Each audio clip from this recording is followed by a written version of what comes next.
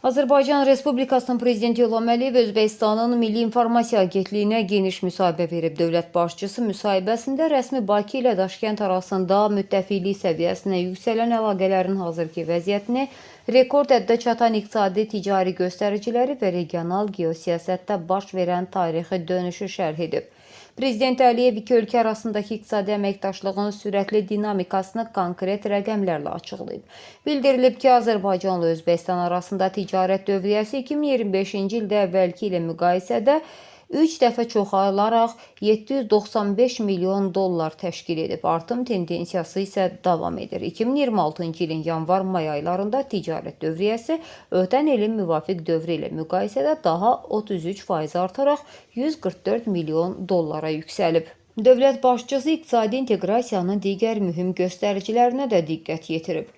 Energetika sektorundakı əməkdaşlığa toxunan Prezident Əliyev 2025-ci ildə Bakıda Azərbaycan, Qazaxıstan və Özbəkistanın iştirakı ilə Yaşıl Dəhliz Birliyi məhdud məsuliyyətli cəmiyyətinin təsis edildiyini bildirib. Bu müəssisə Mərkəzi Asiyadan bərpa olunan enerjini Xəzər dənizinin dibi ilə Avropaya nəqli imkanlarını və layihənin icrasını əlaqələndirir.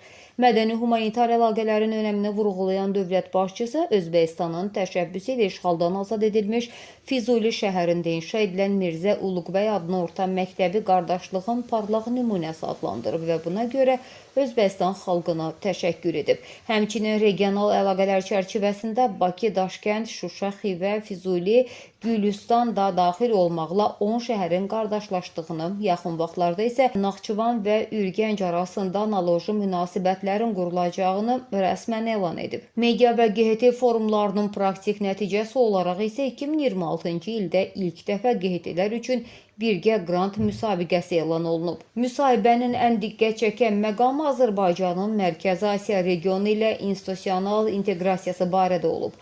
Prezident İlham Əliyev ötən ilin noyabrında Daşkənddə keçirilən 7-ci məşvərət görüşündə Azərbaycanın bu platformada tam hüquqlu iştirakı ilə bağlı tarixi qərar qəbul edildiyini xatırladıb. Dövlət başçısı əlavə edib ki, Çin, Qırğızıstan, Özbəkistan dəmir yolu layihəsinin orta dəhlizə inteqrasiyası hər iki regionu şərqlə qərb arasında təbii və əvəz edilməz tərəfdaşlara çevirəcək. Müsahibənin sonunda Əliyev qardaş Özbəkistan xalqını dövlət müstəqilliyinin qarşıdan gələn 35-ci il dönümü münasibəti ilə səmimi qəlbdən təbrik edib, onlara sülh, tərəqqi və yeni nailiyyətlər arzulayıb.